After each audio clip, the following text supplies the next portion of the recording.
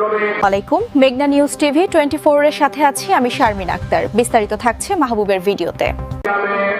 শ্রমিক সমাবেশে সভাপতিত্ব করছেন প্রখ্যাত শ্রমিক নেতা ভাসানী জনশক্তি পার্টির সংগ্রামী প্রেসিডিয়াম সদস্য ভাসানী শ্রমিক পার্টির আহ্বায়ক কমরেড বাবুল বিশ্বাস আজকের এই সমাবেশে প্রধান অতিথি হিসেবে উপস্থিত আছেন। বক্তব্য রাখবেন ৭১-এর রণাঙ্গনের বীর মুক্তিযুদ্ধ,